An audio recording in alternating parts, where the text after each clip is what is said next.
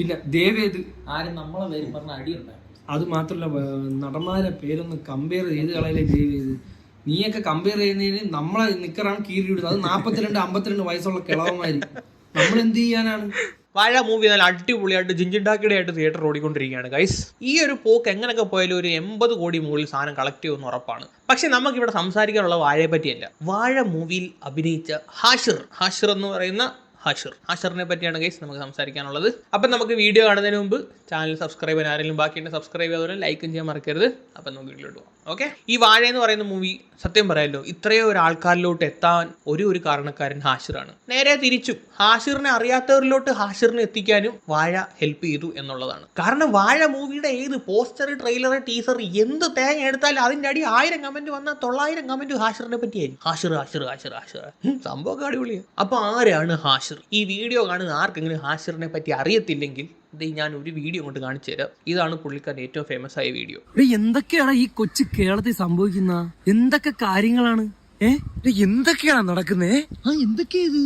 എന്തൊക്കെയാ എന്താ പറ, എനിക്കറിയില്ല. നീ എന്തിനാ ഇങ്ങനെ എന്നെ ഇറിറ്റേറ്റ് ആക്കുന്നേ? പറഞ്ഞൂടെ. ഈ ഒരു ഒറ്റ റീലിൽ ഈ ഒരു ഒറ്റ ഡയലോഗ് മതി.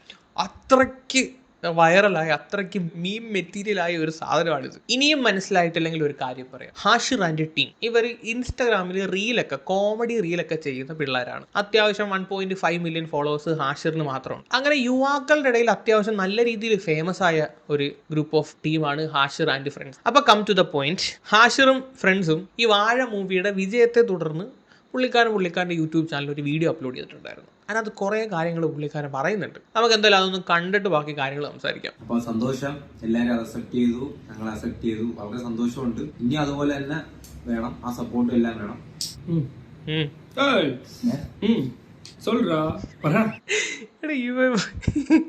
മൊത്തത്തിൽ കോമഡി ആയിട്ട് ഭയങ്കര രസമാണ് ഇവന്മാരുടെ റീൽസ് എല്ലാം കാണാൻ. തൊഴിൽ ചെയ്യാം. ഒരിക്കലും ഞാൻ മീഡിയക്കാരെയും കുറ്റം പറയില്ല, ആരെയും കുറ്റം പറയുന്നില്ല. എന്നാലും ഈ മീഡിയ എന്തുകൊണ്ടാണ് കാര്യം, ഒരു വീഡിയോ നമ്മൾ എടുത്തു കഴിഞ്ഞാൽ അതിൽ വരുന്ന ക്യാപ്ഷൻസ് ആണ് പ്രശ്നം. ഹാഷിർ ഓടുന്നത് കണ്ടോ? അലൻ ചാടി. അലൻ പെൺകുട്ടികളെ താരോദയം അലനെ കണ്ടപ്പോൾ പെൺകുട്ടികൾ കണ്ട ഈ വെപ്രാളം. വിനായകനെ കാണാനില്ല. പിന്നെ അജിന് അങ്ങനെ ഓരോന്ന്, അതായത് ക്യാപ്ഷൻസ് ഇടുന്ന, അതായത് ഞാൻ നിങ്ങൾക്ക് ജസ്റ്റ് ലോജിക്കായിട്ട് പറഞ്ഞുതരാം എന്തുകൊണ്ടാണ് അങ്ങനത്തെ ക്യാപ്ഷൻ ഇടുന്നതെന്ന് വെച്ചാൽ ആ ക്യാപ്ഷൻ കണ്ടിട്ട് കയറണം. ഇപ്പം നമ്മുടെ വീഡിയോസും നമ്മളെ കാര്യങ്ങളും ഇതൊക്കെ പോണോണ്ട് ആൾക്കാർ എന്ത് ചെയ്യുന്നുള്ളൂ, മാക്സിമം നമ്മളെ പറ്റി എന്തെങ്കിലും, അതായത് ഇങ്ങനെ പറയും. വെറുതെ നിങ്ങൾ ജസ്റ്റ് ചിന്തിച്ചു നോക്കുക. അതായത് എന്നെ ഇങ്ങോട്ടൊന്നും ഒരുത്തൻ ചീത്ത വിളിച്ചാൽ എനിക്ക് തിരിച്ച് ചീത്ത വിളിക്കാൻ പറ്റും. അതുകൊണ്ട് ചില ആൾക്കാർ ഇടുന്ന ക്യാപ്ഷൻസ് ഒക്കെ അങ്ങനെയാണ്. അതായത് നിങ്ങൾ ഇത് സംഭവം എന്താണെന്ന് വെച്ചാൽ ഈ വാഴ മൂവിയുടെ പ്രൊമോഷന്റെ ഭാഗമായിട്ട് ആ ഒരു സിനിമയിൽ അഭിനയിച്ച എല്ലാവരും കൂടെ ഒരു കോളേജിൽ പോയി. അത് അവിടെ ചെന്ന സമയത്ത് ഈ ഹാഷിറിനെ കണ്ട് ഫാൻസ് പിള്ളേർ ഇളകിയടെ സത്യത്തിൽ ലിറ്ററലി എല്ലാവരും ഞെട്ടി. അന്നാണ് മനസ്സിലാക്കുന്നത് ഹാഷിറിന് ഇത്ര ഫാൻസ് ഉണ്ടെന്ന്. ഹാഷിർ തന്നെ ഞെട്ടി ഇങ്ങനെ നാണച്ചിങ്ങനെയൊക്കെ മൂലയ്ക്ക് മാറിയിരിക്കുമായിരുന്നു. വലിയൊരു സൂപ്പർ സ്റ്റാർ നടന്ന് കിട്ടുന്ന ഒരു സ്വീകാര്യത ഹാഷിറിന് അന്ന് കിട്ടി എന്നുള്ളതാണ്. പ്രത്യേകിച്ച് ഗേൾസ് ആണ് കൂടുതൽ ഫാൻസ്. അപ്പം പിന്നെ നമ്മുടെ ഓൺലൈൻ മീഡിയാസിന് നല്ല പോലെ മനസ്സിലായി യവൻ കൊള്ളാം, യവന്റെ ഫേസിന് അത്യാവശ്യം വാല്യൂ ഉണ്ട്, യവന്റെ തല കാണിച്ചു കഴിഞ്ഞാൽ നല്ല രീതിയിൽ വ്യൂവർഷിപ്പ് കയറും, അതിൻ്റെ കൂടി ഇച്ചിരി നെഗറ്റീവും ഇച്ചിരി മസാലയും കൂടി ഇട്ട് പറഞ്ഞു കഴിഞ്ഞാൽ വ്യൂസ് ഡബിള് കുത്തനെ കയറും. ആ ഒരു ട്രിക്ക്, ആ ഒരു സംഭവം നമ്മുടെ ഓൺലൈൻ മീഡിയാസിനൊക്കെ മനസ്സിലായി. ഇപ്പം ഞാനടക്കമുള്ള യൂട്യൂബേഴ്സ് ഹാഷിറിന്റെ വീഡിയോ എടുത്ത് റിയാക്ട് ചെയ്യുന്ന കാര്യം എന്ത്, വ്യൂസ് കിട്ടും, പിന്നല്ലാതെ. അതുകൊണ്ടാണ്. നമുക്ക് നോക്കാം ഈ വീഡിയോ കയറുമല്ലോ. ഈ വീഡിയോ നല്ല രീതിയിൽ കയറുമെങ്കിൽ ഞാൻ ഈ പറഞ്ഞതുള്ളതാണ്, കേരളത്തില്ലെങ്കിൽ ഈ പറഞ്ഞത് പൊട്ടയാണ്. ഓക്കെ, മിനിമം ഒരു 50,000 പേരെങ്കിലും കണ്ടു കഴിഞ്ഞാൽ നമുക്ക് ഉറപ്പിക്കാം ഹാഷിറിന്റെ ഫേസിന് വാല്യൂ ഉണ്ട്, അല്ലെങ്കിൽ എൻ്റെ ഫേസിന് വാല്യൂ ഇല്ല. അപ്പം ഞാൻ പറഞ്ഞു വരുന്നത് നെഗറ്റീവ് ക്യാപ്ഷൻ ആൻഡ് നെഗറ്റീവ് തമ്പനയിൽ. ഈ യൂട്യൂബിൽ നെഗറ്റീവ് തമ്പനയിൽ നെഗറ്റീവ് ക്യാപ്ഷൻ ഇടുന്ന വലിയ പുതുമയുള്ള കാര്യമൊന്നുമല്ല. ഈ പോസിറ്റീവ് ഇട്ട ഒരു പട്ടികളും കാണത്തില്ലേ. സത്യം എന്തെങ്കിലും നെഗറ്റീവ് അതിനകത്ത് കുത്തി കയറ്റിയാലേ ആൾക്കാർ ക്ലിക്ക് ചെയ്ത് നോക്കത്തുള്ളൂ, എന്തുവാണെങ്കിലും നോക്കത്തുള്ളൂ. പോസിറ്റീവ് ഇട്ട ഒരു മാങ്ങാണ്ടിയും കാണൂല. ഇപ്പം നെഗറ്റീവ് ഇടുവാണെങ്കിൽ തന്നെ ഇതിനകത്ത് കുറച്ച് മര്യാദയെ കാണിക്കണം. ഞാൻ മോസ്റ്റ്ലി ഇടുന്ന തമ്പനയിൽ ആ ഒരു നമ്മൾ റിയാക്ട് ചെയ്യുന്ന ഏതെങ്കിലും ഒരു വീഡിയോക്കകത്ത് അവർ പറയുന്ന ഏതെങ്കിലും ഒരു ലൈന് ആയിരിക്കും ഞാൻ എടുത്ത് തമ്പനയിലായിട്ട് ഇടുന്നത്. മോസ്റ്റ് ഓഫ് ദ കേസിൽ അങ്ങനെ തന്നെയാണ്. കാരണം ഒരു ഹ്യൂമൻ സൈക്കോളജി വെച്ചിട്ട്, സൈക്കോളജിയാണോ എന്തൊരു കോളേജാണോ എനിക്കറിയത്തില്ല, നെഗറ്റീവ് കണ്ട ആൾക്കാർ കുത്തും. അത് പിന്നെ വേറൊരു വിഭാഗം ഇതിനകത്ത് പെടാത്ത ആൾക്കാരും ഉണ്ട്. നീ ജനങ്ങൾ മൊത്തം നെഗറ്റീവാണ്, നീ ജനങ്ങളെ മൊത്തം അടിച്ചാക്ഷേപിച്ചു എന്നൊന്നും പറഞ്ഞ് എൻ്റെ കമന്റ് ബോക്സിലൊന്നും വന്ന് കരഞ്ഞു മെഴുകാൻ നിന്നേക്കരുത്. ഈ നന്മ മരകൾ അങ്ങോട്ട് മാറിയിരിക്കും. ഞങ്ങൾ കുറച്ച് കൊള്ളാത്ത ആൾക്കാരുണ്ട്, അവരെ പറ്റിയാണ് പറയുന്നത്. ഓക്കെ. നെഗറ്റീവ് കണ്ടു കഴിഞ്ഞാൽ കുത്തുന്നവരെ പറ്റി. നന്മമരങ്ങൾ വന്ന് ദൈവത്തെ ഓർത്ത് കമന്റ് ബോക്സിൽ വന്നിടുന്ന് കരയാൻ നിൽക്കല്ലേ, എന്തിട്ടാലും കുറെ നന്മമരങ്ങളുണ്ട്. അപ്പൊ പറഞ്ഞു വന്നത് നെഗറ്റീവ് ക്യാപ്ഷനാണ് തമ്മിൽ. എടാ ഇതൊക്കെ വരും. ഈ സോഷ്യൽ മീഡിയ എന്ന് പറയുന്ന ഒരു ലൂപ്പിൽ പെട്ട് കഴിഞ്ഞാൽ നമ്മുടെ ഫോട്ടോ യൂസ് ചെയ്യും, അതിൻ്റെ ഇടയിൽ നെഗറ്റീവ് ക്യാപ്ഷൻ വരും, തമ്മിൽ വരും. ഇതൊക്കെ സ്വാഭാവികമാണ്, ഇതൊക്കെ സഹിച്ചേ പറ്റത്തുള്ളൂ. അതാണ് ഒരു ഡാർക്ക് റിയാലിറ്റി. മാത്രമല്ല അവൻ്റെ ഫേസിന് ഒരു വാല്യൂ ഉണ്ട്. അവനിങ്ങനെ ഉയർന്നു പോകുന്നത് കണ്ടു കഴിഞ്ഞാൽ ചില ഓമാർക്ക് ചൊറിച്ചിൽ തുടങ്ങും. അന്നേരം അവിടെ ഡീഗ്രേഡിങ്ങും തുടങ്ങും, മനഃപൂർവ്വമുള്ള ഡീഗ്രേഡിങ് തുടങ്ങും. ഓരോരുത്തരുടെ ഉണ്ട്. ഈ തമ്പനയിൽ മാത്രം കണ്ടിട്ട് ആ വീട്ടിൽ പോയി കമന്റ് ഇടും, നെഗറ്റീവ് കമന്റ് ഇടുന്നവന്മാർ. വീഡിയോക്കകത്ത് എന്തുവാന്ന് പോലും നോക്കാതെ പോയി കമന്റ് ഇടുന്നവന്മാരുണ്ട്. സോ അതൊക്കെ അക്സെപ്റ്റ് ചെയ്യാനും തരണം ചെയ്യാനും ഒക്കെ പറ്റുമെങ്കിൽ ഇവിടെ ഒക്കെ പിടിച്ചു നിൽക്കാൻ പറ്റത്തുള്ളൂ, അല്ലെങ്കിൽ വലിയ പാടാണ്. നമ്മളെ ഫോട്ടോ ഒക്കെ തന്നിട്ട് ഏതേലും നല്ല നടന്മാർ, അതായത് വലിയ വലിയ നടന്മാരും വലിയ വലിയ ആൾക്കാരുമായിട്ട് നമ്മളെ കമ്പയർ ചെയ്യും. അപ്പൊ നടക്കുന്ന എന്താണ്, ഈ പൊട്ടന്മാർ, അതായത് വിവരം ഇല്ലാത്തവന്മാർ എന്ത് ചെയ്യുന്നറിയോ, അതിൽ കയറിയിട്ട് നമ്മളെ ചൊറിയും. ഇവന്മാരെ ഇതിന് കമ്പയർ ചെയ്യാൻ വേണ്ടി ഇവന്മാർ ആരെങ്കിലും ആയോ? എടാ പൊട്ടന്മാരെ, നിന്നെയൊക്കെ അതിൽ നിന്ന് ഉണർത്താൻ വേണ്ടിയാണ് ഇവന്മാരൊക്കെ അങ്ങനെ ചെയ്യുന്നത്. ആദ്യം സത്യം, ഇപ്പൊ നമ്മളൊരു സാധനം ഇറങ്ങുമ്പോൾ ഒരുപാട് പേര് ചോദിക്കും, ഇവനാരാ ഇവനെ കണ്ടിട്ടില്ലല്ലോ. സത്യം, നിങ്ങൾ പറഞ്ഞുള്ളതാണ്, എന്നെ അറിയില്ല. ദൈവമാണോ നമ്മളെ അറിയാൻ? എല്ലാരും അറിയാൻ ആരാ? അറിഞ്ഞു വരുന്നതേ ഉള്ളൂ, പലരും അറിഞ്ഞു വരുന്നതേ ഉള്ളൂ. അപ്പൊ നിങ്ങൾ ആരാന്നൊക്കെ ചോദിക്കുന്ന ഉള്ളതാണ്. ചില ആൾക്കാർ അല്ലാതെ ചോദിക്കുന്നതുണ്ട്, അറിഞ്ഞിട്ടും ആരാന്ന്. അപ്പൊ അവർക്കൊരു മാസ് ഫീലിംഗ് അവിടെ വരും. അതൊക്കെ ഒരു രീതിയിലുള്ള ആൾക്കാർ ഇതാണ്, അതൊക്കെ നമ്മൾ ഉൾക്കൊള്ളുന്നു. ഇങ്ങനെ കുറെ കമന്റ് ചെയ്ത് സുഖം കണ്ടെത്തുന്നവന്മാരുണ്ട്. ഇവനൊക്കെ ഏതാ, ഇവനെ ഞാൻ ഇതുവരെ കണ്ടിട്ടില്ലല്ലോ എന്നൊക്കെയാണ് ഇവന്മാരുടെ മെയിൻ കമന്റ്. എന്നാൽ ഇവനൊക്കെ ആലോചിക്കേണ്ട വേറൊരു കാര്യമുണ്ട്. ഇവനൊന്നും അവന്റെ നാട്ടിലെ ജാവാലിപ്പട്ടി പോലും അറിയൂല. ഇവനൊക്കെയാണ് വന്നിട്ട് കമന്റ് സെക്ഷനിൽ വന്ന് ചോദിക്കുന്നത് ഇവനൊക്കെ ഏതാണ്. വീട്ടിലെ കക്കൂസുമായിട്ട് മാത്രം ബന്ധം സ്ഥാപിക്കുന്ന ഇതുപോലെ കുറെ വാണേശ്വർ കുഞ്ഞുങ്ങളുണ്ട് ഗായ്സ്. ഇവനെയൊക്കെ മറ്റേ നാഗച്ചേച്ചിയുടെ മറ്റേ ഡയലോഗ് ഉണ്ടല്ലോ, നിനക്കൊക്കെ എന്തെങ്കിലും കഴിവുണ്ടോടാ, ആ ഡയലോഗാണ് പറയേണ്ടത്. ആദ്യം നിന്നെയൊക്കെ 4 പേര് അറിയുമോ, നീയൊക്കെ സ്വയം ഒന്ന് ചിന്തിച്ചു, എന്നിട്ട് വന്നിട്ട് ഈ കമന്റ് സെക്ഷനിൽ കിടന്ന് കരയാൻ നിൽക്കും. ഇവൻ്റെയൊക്കെ വിചാരം കമന്റ് സെക്ഷൻ എന്ന് പറഞ്ഞാൽ എന്തോ വലിയ കൊട്ടയാണെന്നാണ്. ഇവൻ കമന്റ് സെക്ഷനിൽ എന്ത്, നീയൊക്കെ ആര് കമന്റ് സെക്ഷനിൽ ഇൻഫ്ലുവൻസർമാരാ? കുറെ കമന്റോളികളുണ്ട്, സ്ഥിരം കമന്റോളികൾ. അതായത് ആരാ നിങ്ങൾ അറിയില്ല. കാര്യം നമ്മൾ ചെയ്യുന്ന വെച്ചാൽ ഒരു ഏജ് ഗ്രൂപ്പിലുള്ള ആൾക്കാരുടെ വീഡിയോസ് മാത്രമാണ്.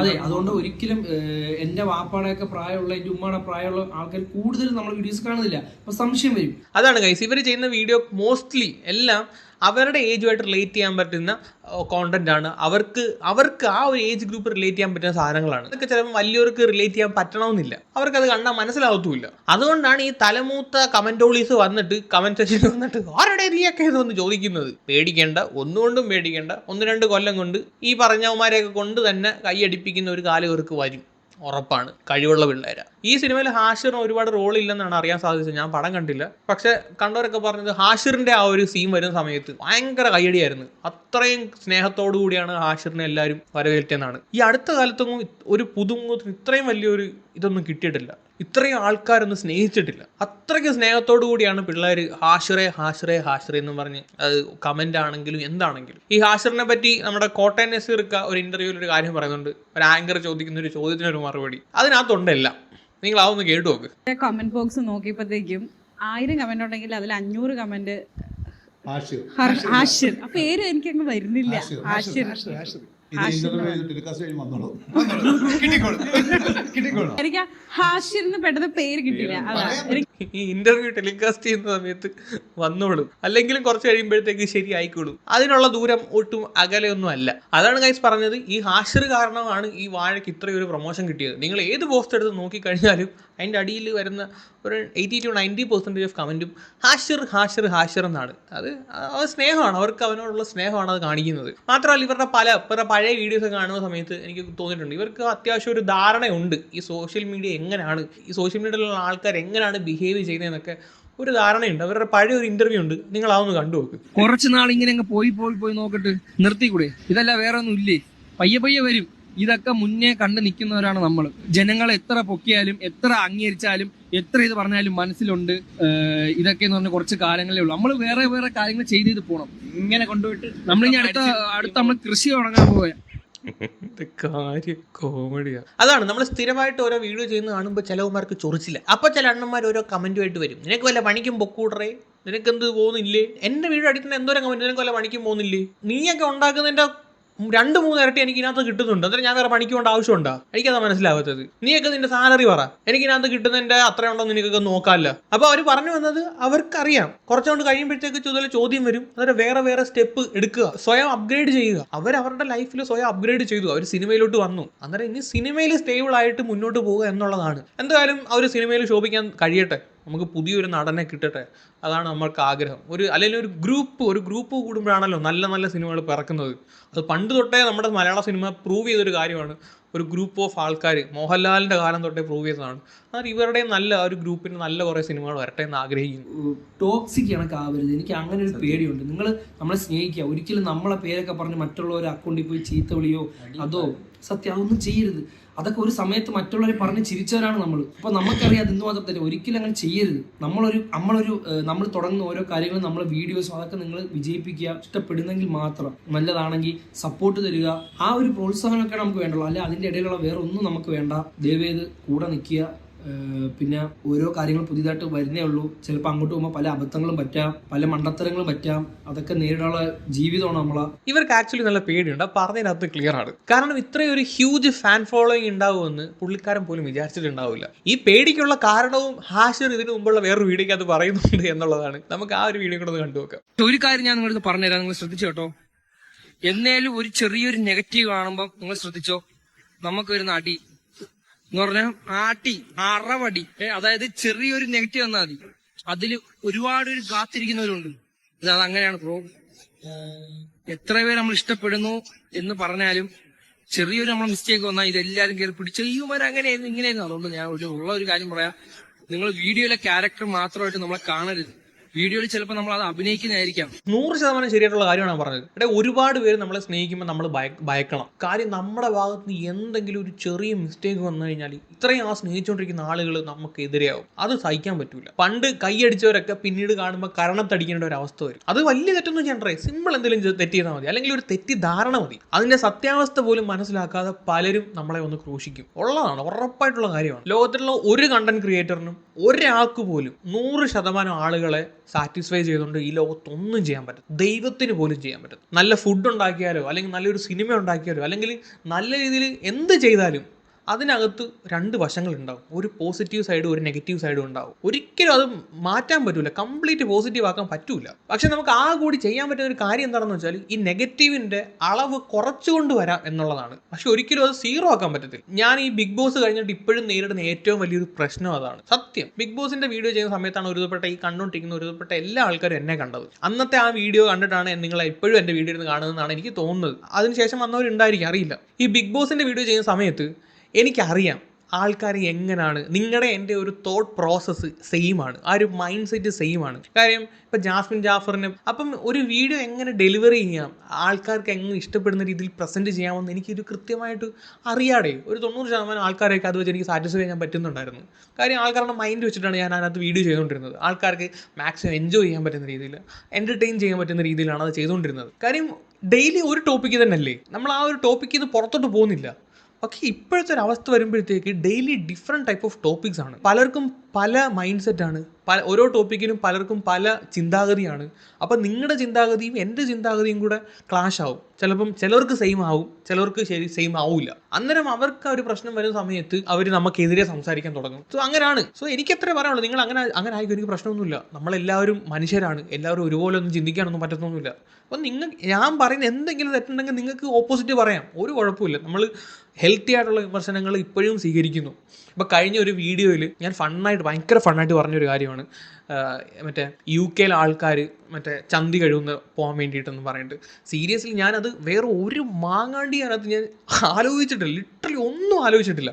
അന്നേരം ആ ഒരു സമയത്ത് എന്തോ ഒരു കോമഡി പോലെ ഞാൻ പറഞ്ഞതാണ്. പണ്ടൊരു പയ്യൻ ഇതുപോലെ പോയി ഗൾഫിൽ പോയിട്ട് ചന്ത് കഴിവായിട്ടാണെങ്കിലും പൈസ ഉണ്ടാക്കണവിടെ എന്നുള്ളൊരു വീഡിയോ, ഒരു മോട്ടിവേഷൻ ഒരു വീഡിയോ ഇറക്കി ഓർമ്മയുണ്ടോ നിങ്ങൾക്ക്? ആ ഒരു വീഡിയോ ഇന്ന് മോട്ടിവേറ്റ് ആയിട്ട് ഞാൻ ആ പറഞ്ഞതൊന്ന് മാറ്റി പറയാൻ ശ്രമിച്ചു, അതേ ഉള്ളൂ. പക്ഷേ ആ ഒരു വീഡിയോ കണ്ടതിന് ശേഷം കുറേ UK ആളുകൾക്ക് അത് അങ്ങോട്ട് ദഹിച്ചില്ല. എന്നിട്ട് ഞാൻ ഇവരൊക്കെ ചന്ത് കഴിയാണ് ജീവിക്കുന്നതെന്ന് പറയുന്ന രീതിയിൽ അവർക്കത് ഹേർട്ടായി. ഓഫ് കോഴ്സ് അവർക്ക് ഹേർട്ടാവും. എൻ്റെ ഭാഗത്ത് വന്നൊരു മിസ്റ്റേക്ക് തന്നെയാണത്, ഞാൻ അക്സെപ്റ്റ് ചെയ്യുന്നു.